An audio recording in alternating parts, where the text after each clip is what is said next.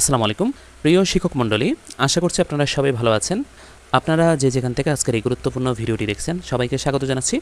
আজকের এই ভিডিওতে 2025 সালের জুলাই মাসে একজন এমপিভুক্ত শিক্ষকের বেতন যেমন হবে সেই বিষয়টি শেয়ার করব। যারা দশম গ্রেডে চাকরি করছেন মানে বিএড স্কেল ধরিয়েছেন তাদের বেতন কত হবে সেই বিষয়টি শেয়ার করব। আমরা সবাই জানি 2025 সালের জুলাই থেকে আমাদের বিশেষ সুবিধা যে 5% ছিল সেটা বাতিল হয়নি, সেটাকে বাড়িয়ে 15% করা হয়েছে। যারা 10 থেকে 20 গ্রেডে চাকরি করছে তাদের বিশেষ সুবিধা 5% থেকে 15% করা হয়েছে। সেই সাথে শোনা যাচ্ছে বাড়ি ভাড়া দ্বিগুণ করা হবে, মানে বর্তমানে 1000 টাকা আছে এটাকে দ্বিগুণ করে 2000 করা হবে, এবং চিকিৎসা ভাতাকেও দ্বিগুণ করা হবে। বর্তমানে 500 আছে চিকিৎসা ভাতা, এটাকে দ্বিগুণ করে 1000 টাকা করা হবে। সেই হিসেবে মূলত এই ভিডিওতে আলোচনা করা হয়েছে। আপনারা শেষ পর্যন্ত ভিডিওটা দেখুন, আশা করছি আপনাদের এই বিষয়ে একটা ক্লিয়ার ধারণা হবে এবং 2025 সালের জুলাই মাসে আপনি কত বেতন পাবেন সেই বিষয়ে আপনার স্পষ্ট একটা ধারণা হবে। তাহলে চলুন কথা না বাড়িয়ে মূল ভিডিওটা শুরু করি। এখানে আপনি দেখতে পাচ্ছেন যারা সবেমাত্র বিএড স্কেল ধরিয়েছেন বা সবেমাত্র জয়েন করেছেন তাদের মূল বেতন 16,000 টাকা। বলে রাখা ভালো, আপনি যদি 2-3 মাস আগে মানে জানুয়ারির পরে বিএড স্কেল পেয়েছেন এমন যদি কেউ থাকেন তাহলে আপনি কিন্তু 2025 সালের জুলাইয়ে ইনক্রিমেন্ট পাবেন না। ইনক্রিমেন্ট পাওয়ার শর্ত হলো কমপক্ষে 6 মাস আপনার ওই গ্রেডে চাকরি করতে হবে। যেহেতু আপনি ফেব্রুয়ারি বা মার্চের দিকে যদি বিএড স্কেল পান তাহলে তো 6 মাস পূরণ হয় না, শর্ত পূরণ হয় না, সেক্ষেত্রে আপনি ইনক্রিমেন্ট পাবেন না। তাহলে 2025 সালের জুলাইয়ে গিয়েও আপনার বেসিক ওই 16,000ই থাকবে। তো আপনার বেসিক যদি 16,000 হয় তাহলে বিশেষ সুবিধা পাবেন 15%। আবার বলি, আপনার আগে যে ইনসেন্টিভ বোনাসটা ছিল 5% শেখ হাসিনা সরকার দিয়েছিল সেটা কিন্তু বাতিল হয়নি, সেটাকে বৃদ্ধি করা হয়েছে 15%-এ। আশা করছি এই ব্যাপারটা আপনারা বুঝতে পেরেছেন। তো মূল বেতনের 15% বিশেষ সুবিধা, এই বিশেষ সুবিধার পরিমাণ দাঁড়ায় হলো 2,400 টাকা। বাড়ি ভাড়া 2,000 টাকা, বর্তমানে 1,000 টাকা আছে, এটাকে যদি দ্বিগুণ করা হয় তাহলে কেমন হবে সেটাই এখানে হিসাব দেখাইছি আর কি। চিকিৎসা ভাতা দ্বিগুণ করা হবে সেই হিসাবটাই এখানে দেখানো হয়েছে। তাই চিকিৎসা ভাতা 500-র জায়গায় 1,000 টাকা হবে।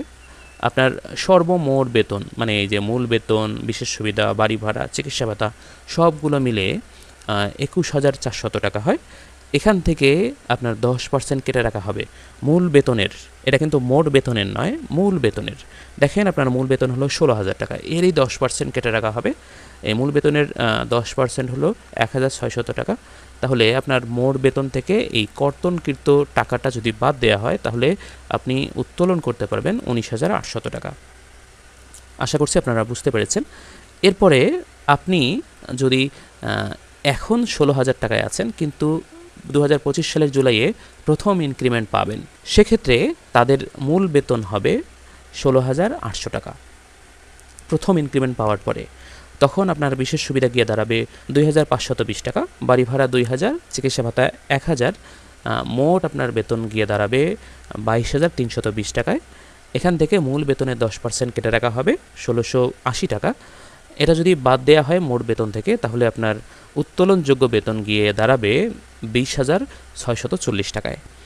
আর আপনি যদি দ্বিতীয় ইনক্রিমেন্ট পান 2025 সালের জুলাইয়ে তখন কিন্তু আপনার বেসিক গিয়ে দাঁড়াবে 17,640 টাকায়।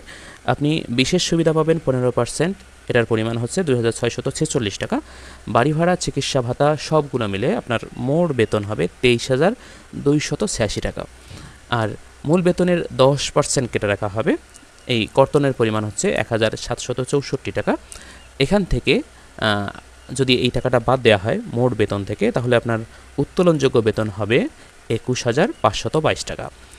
এবার আপনি যদি 3 নাম্বার ইনক্রিমেন্ট পান মানে তৃতীয় ইনক্রিমেন্ট পান 2025 সালের জুলাইয়ে তখন আপনার বেসিক হবে এই 18,530 টাকা। আর বিশেষ সুবিধা আপনার হবে 2,789.5, এটা মূলত হচ্ছে 2,780 টাকা হবে। বাড়ি ভাড়া 2,000 টাকা, চিকিৎসা ভাতা 1,000, সর্বমোট আপনার বেতন হবে 24,310 টাকা। এখান থেকে বেসিকের 10% কেটে রাখা হবে, সেটা হলো 1,853 টাকা। মোট বেতন থেকে এই কর্তনকৃত টাকাটা যদি বাদ দেওয়া হয় আপনার উত্তোলনযোগ্য বেতন গিয়ে দাঁড়াবে 22,457 টাকায়। এরপরে আপনার যদি চতুর্থ ইনক্রিমেন্ট পান তাহলে আপনার বেসিক হবে 19,460 টাকা, বিশেষ সুবিধা হবে 2,919 টাকা, বাড়ি ভাড়া চিকিৎসা ভাতা মিলে আপনার মোট বেতন গিয়ে দাঁড়াবে 25,379 টাকায়। এখান থেকে 10% কেটে রাখা হবে মূল বেতনের 1946 টাকা। এটা কিন্তু মোট বেতন থেকে 10% কেটে রাখা হয় নাই, এটা এই যে মূল বেতন থেকে এই যে এখান থেকে কেটে রাখা হয়েছে এর 10% হলো এই যে 1946।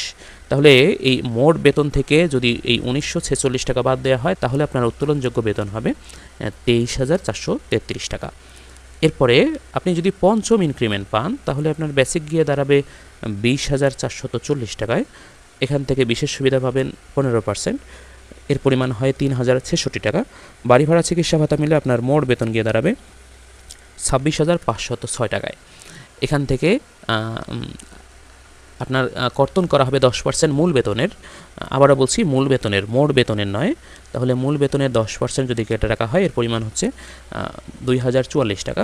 মোট বেতন থেকে কর্তনকৃত টাকাটা বাদ দিলে আপনার উত্তোলনযোগ্য বেতন হবে 24,462 টাকা। আর আপনি যদি ষষ্ঠ ইনক্রিমেন্ট পান 2025 সালের জুলাইয়ে তখন আপনার বেসিক গিয়ে দাঁড়াবে 21,470 টাকায়। আপনার বিশেষ সুবিধা হবে 3,220 টাকা 50 পয়সা, এটা মূলত 21 টাকা হয়ে যাবে। বাড়ি ভাড়া চিকিৎসা ভাতা মিলে আপনার মোট বেতন হবে 27,691 টাকা। এখান থেকে আপনার মূল বেতনের 10% কেটে রাখা হবে 2,147 টাকা। মোট বেতন থেকে কর্তনকৃত টাকাটা যদি বাদ দেওয়া হয় তাহলে আপনার বেতন গিয়ে দাঁড়াবে 25,544 টাকা। আর আপনি যদি 2025 সালের জুলাইয়ে সপ্তম ইনক্রিমেন্ট পান তখন আপনার বেসিক হবে 22,550 টাকা। বিশেষ সুবিধা পাবেন 3382.5 টাকা। বাড়ি ভাড়া চিকিৎসা ভাতা মিলে আপনার মোট বেতন গিয়ে দাঁড়াবে 28,933 টাকায়। এখান থেকে মূল বেতনের 10% কেটে রাখা হবে। আপনার মূল বেতন হচ্ছে 22,550 টাকা, এখান থেকে 10% হয় 2,255 টাকা। তো মোট বেতন থেকে কর্তনকৃত টাকাটা বাদ দিলে আপনার উত্তোলনযোগ্য বেতন হবে 26,678 টাকা। আর আপনি যদি অষ্টম ইনক্রিমেন্ট পান তখন আপনার মূল বেতন হবে 23,680 টাকা। আপনার বিশেষ সুবিধা গিয়ে দাঁড়াবে 3,552 টাকা। বাড়ি ভাড়া চিকিৎসা ভাতা মিলে আপনার মোট বেতন হবে 30,232 টাকা। এখান থেকে 10% কেটে রাখা হবে মূল বেতনের, মোট বেতনের নয় মূল বেতনের। এই কর্তনকৃত টাকার পরিমাণ হচ্ছে 2,368 টাকা। তো মোট বেতন থেকে এই কর্তনকৃত টাকাটা যদি বাদ দেই তাহলে আপনার উত্তোলনযোগ্য বেতন হবে 27,864 টাকা। আর আপনি যদি নবম ইনক্রিমেন্ট পান সেক্ষেত্রে আপনার বেসিক হবে 24,870 টাকা। এখান থেকে বিশেষ সুবিধা আপনি পাবেন 3,730.5 টাকা। এখানে বাড়ি ভাড়া চিকিৎসা ভাতা মিলে আপনার মোট বেতন দাঁড়াচ্ছে 31,601 টাকা। মূল বেতনের 10% যদি কেটে রাখা হয় সেটার পরিমাণ হচ্ছে 2,487 টাকা। মোট বেতন থেকে যদি কর্তনকৃত টাকাটা বাদ দেওয়া হয় তাহলে উত্তোলনযোগ্য বেতন হবে 29,114 টাকা। সম্মানিত শিক্ষক মণ্ডলী, যারা শেষ পর্যন্ত ভিডিওটি দেখেছেন আশা করছি বুঝতে পেরেছেন যে 2025 সালের জুলাই মাসে আপনার যে বর্ধিত বেতন হবে সেই বর্ধিত বেতন সহ মোট কত টাকা আপনি উত্তোলন করতে পারবেন সে বিষয়ে আশা করছি একটা সম্যক ধারণা পেয়েছেন। এই ভিডিওটি কেমন লেগেছে অবশ্যই কমেন্ট করে জানাবেন। যারা ফেসবুক পেজ থেকে দেখছেন তারা অবশ্যই ফেসবুক পেজটি ফলো করে দিবেন এবং যারা ইউটিউব চ্যানেল থেকে দেখছেন অবশ্যই ইউটিউব চ্যানেলটি সাবস্ক্রাইব করবেন এবং পাশে থাকা বেল আইকনটিকে অন করে দিবেন, কারণ এই ধরনের তথ্যবহুল ভিডিওগুলো প্রতিনিয়ত আমাদের এই চ্যানেলে আপলোড করা হচ্ছে। আপনারা সবাই ভালো থাকবেন, সুস্থ থাকবেন, আপনাদের সুস্বাস্থ্য এবং দীর্ঘায়ু কামনা করে আজকে বিদায় নিচ্ছি। আল্লাহ হাফেজ।